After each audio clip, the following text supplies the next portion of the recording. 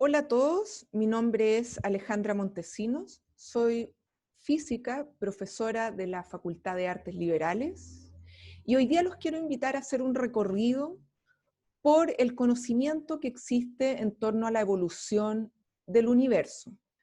Vamos a partir con las teorías más antiguas hasta llegar a lo que conocemos actualmente. Entonces acá vamos a partir con la evolución del universo.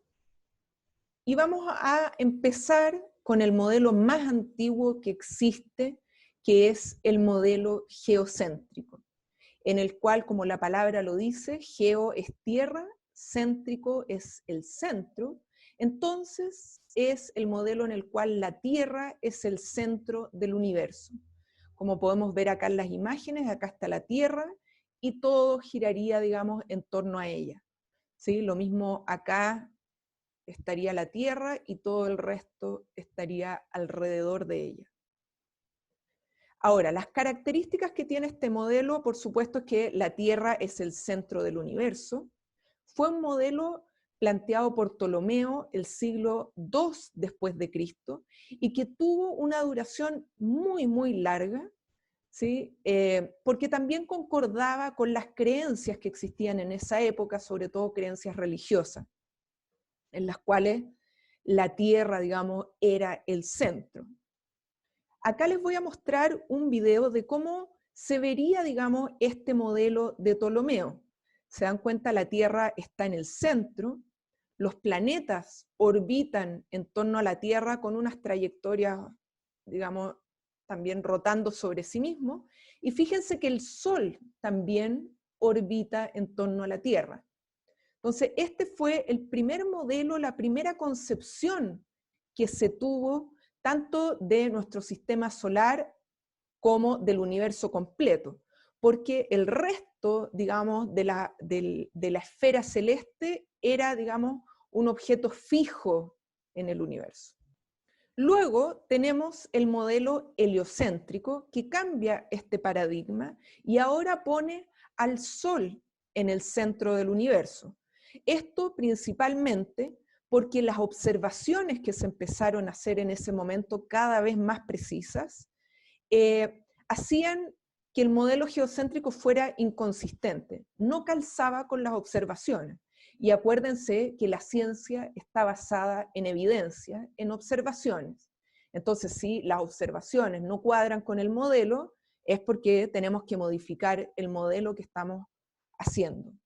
Acá ustedes pueden ver cómo es una comparación entre el modelo heliocéntrico, que tendría al Sol en el centro y a los planetas orbitando de manera circular en torno al Sol, en comparación con el modelo geocéntrico, que fíjense que tiene trayectorias muy complejas, como yo les mostraba antes en el video, de los planetas, para poder calzar las observaciones con el modelo. ¿Sí? Este modelo fue propuesto por Copérnico. Por supuesto siempre participan más personas, pero Copérnico fue finalmente el que lo publicó y el que lo hizo conocido en el siglo XVI.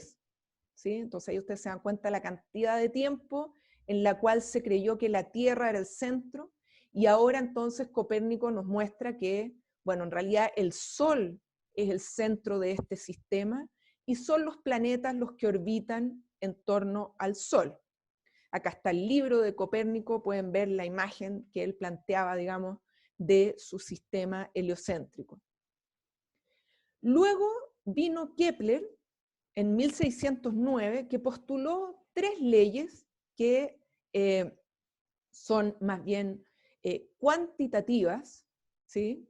La primera ley de Kepler nos dice que las trayectorias de los planetas en realidad no son circulares, sino que son elípticas, ¿sí? Una elipse es un objeto geométrico, como el que ustedes pueden observar acá, ¿sí? Donde en un foco de la elipse estaría la estrella y los planetas orbitarían en esta elipse. ¿Ya? Ahora, hay que tener cuidado con este modelo porque en realidad las elipses que describen los planetas en el sistema solar son muy, muy parecidas a un círculo. Es un círculo muy poquito deformado, ¿sí? O sea, aquí este dibujo está exagerado, digamos, de manera pedagógica. La segunda ley de Kepler nos habla de las áreas que describen los planetas. Supongamos que tenemos la Tierra y medimos la distancia que recorre en un mes, ¿sí? Entonces podemos calcular esta área que está aquí gris, ¿sí? Que es como parecido a un triángulo, digamos, pero esto de acá es curvo. Y después si calculamos el área en otra parte de la elipse en el mismo tiempo, es decir, un mes pasó acá, perdón, esas dos áreas son iguales, ¿sí? Entonces describen áreas iguales en tiempos iguales. Entonces ahí ustedes ven cómo se empieza a introducir la matemática como lenguaje, digamos, para describir estos fenómenos de las órbitas de los planetas, ¿sí? Ahora finalmente llegamos a Galileo, que fue el precursor del método científico. Galileo fue el primero en empezar a tomar mediciones de manera sistemática para compararlo con los modelos que existían. Galileo creó el primer telescopio en 1610, acá pueden ver un dibujo, digamos, del telescopio, con lo cual ya se pudieron hacer observaciones más lejanas y más precisas. Una de ellas fue la observación de los satélites de Júpiter. Júpiter tiene 4 lunas, ¿sí? Y estas lunas orbitan en torno a ese planeta. Y eso él lo pudo observar con su telescopio. Entonces eso fue realmente la verificación experimental al modelo de Copérnico. Copérnico propuso la idea, hizo el modelo, pero faltaba la verificación experimental para que realmente fuera un modelo físico y científico con validez, ¿sí? Entonces Galileo es uno de los grandes científicos de la historia porque comienza con este método científico de manera sistemática, ¿sí? Ahora, una pregunta que uno se tiene que hacer es, bueno, ¿por qué las órbitas son elípticas? ¿Sí? ¿Por qué no circulares o, no sé, o como espirales? ¿Sí? Y la respuesta a esto la da Newton, otro de los grandes genios de la historia, ¿sí? Que nos muestra en este libro que publicó las leyes de la mecánica, es decir, las leyes del movimiento. ¿Por qué los objetos se mueven? En este caso nos mostró la ley de la gravitación universal, que nos dice por qué las trayectorias son elípticas, ¿sí? Si bien ya Kepler lo había postulado, acá Newton hace la teoría ocupando las matemáticas. Entonces aquí ustedes pueden ver, si tengo dos objetos masivos, por ejemplo la Tierra y la Luna, existe una fuerza, una atracción que trata de unirlos. La fuerza de gravedad siempre es atractiva. Y Newton incluso nos entrega una ecuación para calcularla, nos dice que la fuerza es proporcional a las masas, es decir, mientras más masivos, mientras más masa tengan los objetos, más grande va a ser la fuerza gravitacional, y al revés es inversamente proporcional a la distancia al cuadrado, es decir, mientras más lejos estamos, más débil es la fuerza, ¿sí? Entonces Newton nos enseñó cómo calcular esa interacción gravitacional y calzaba perfectamente con las observaciones de las órbitas elípticas de los planetas. Ahora, ya que recorrimos un poco la historia de los primeros modelos, vamos ahora a los modelos actuales.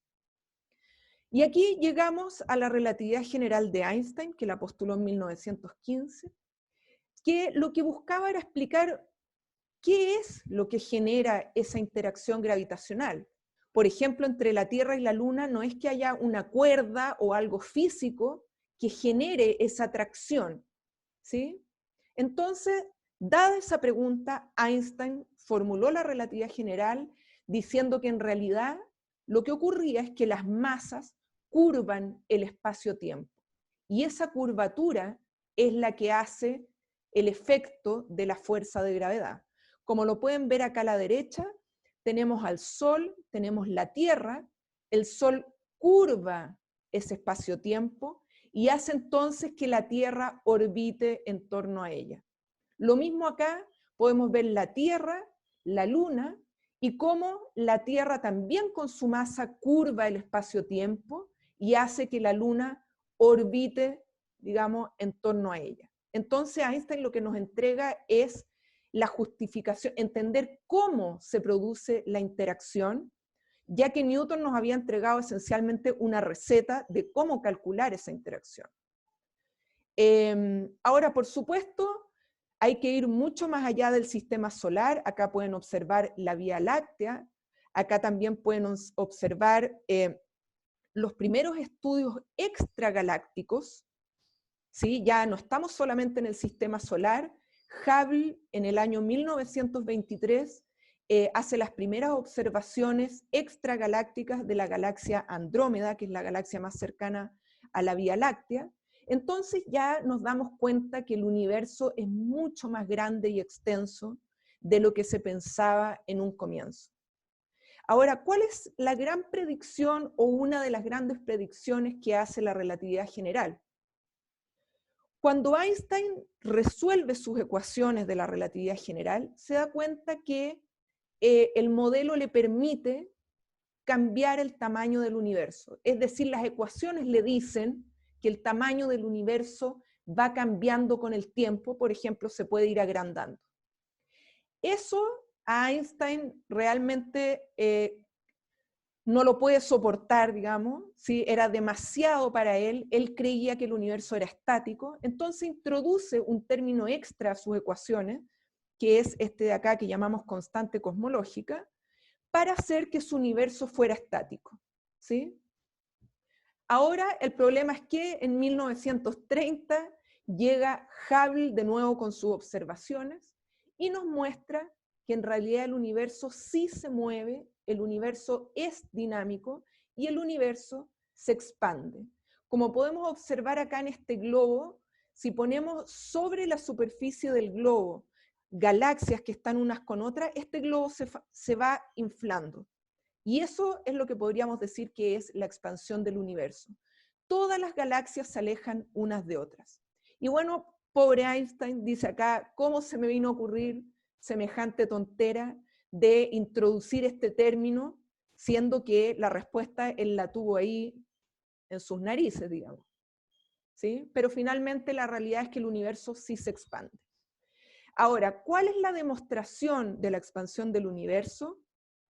Es lo que demostró Hubble a través de lo que se llama el corrimiento al rojo de los objetos. Cuando un objeto celeste se está acercando hacia nosotros, lo vamos a ver un poco más azul. Y cuando el objeto se está alejando, lo vamos a ver un poco más rojo. Ustedes pueden observar en el cielo, cuando pueden ver una noche estrellada, que los objetos tienen distintos colores y por supuesto con los telescopios y las mediciones uno puede hacer mediciones mucho más precisas del corrimiento al rojo. ¿Sí? Esto está basado en el efecto Doppler que quizás ustedes han visto anteriormente. Entonces, Hubble lo que observó es que todas las galaxias que él veía en el universo se alejaban de nosotros, y eso no tiene otra explicación que el universo se está alejando, se está expandiendo uno de otro. Entonces, si uno pudiera correr el tiempo hacia atrás, fíjense que si esto se está expandiendo, si uno corre el tiempo hacia atrás, significaría que en algún momento estuvo más junto, ¿sí?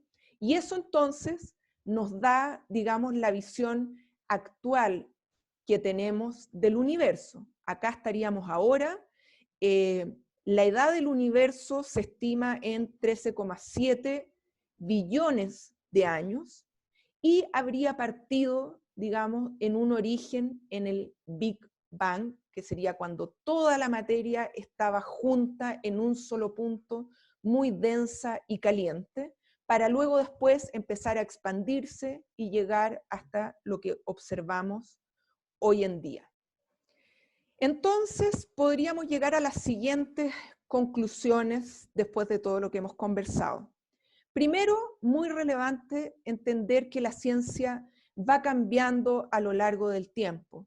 Los modelos son eso, son aproximaciones que nosotros hacemos de la realidad y de la naturaleza. Pero cuando las evidencias van cambiando, los modelos también tienen que ir modificándose y así es como se va haciendo el conocimiento nuevo. ¿Sí? En relación al universo, entonces podríamos decir que la teoría actual nos habla de un origen en el Big Bang y después una expansión acelerada que está ocurriendo hasta el día de hoy. Ahora, dos preguntas abiertas muy relevantes y relacionadas con lo que acabamos de hablar. La primera es, ¿qué hace que el universo se expanda? Si la fuerza de gravedad es atractiva, uno esperaría en el fondo que los objetos se juntaran, no que se expandieran. Y eso es lo que nosotros llamamos energía oscura, no sabemos lo que es y es una de las grandes preguntas abiertas de la física contemporánea. Y representa alrededor del 73% de la materia total del universo. Otra pregunta abierta sería, ¿de qué está compuesto el universo en general? Nosotros solamente observamos una parte, ¿sí? Que es la materia usual, la materia normal, visible. Hay un 23% de materia que no sabemos lo que es y llamamos materia oscura. Entonces, para que vean ustedes que existen preguntas abiertas y muy importantes para seguir investigando y descubriendo y avanzando en este mundo para descubrir qué es realmente y cómo evoluciona el universo. Muchas gracias. Nos vemos.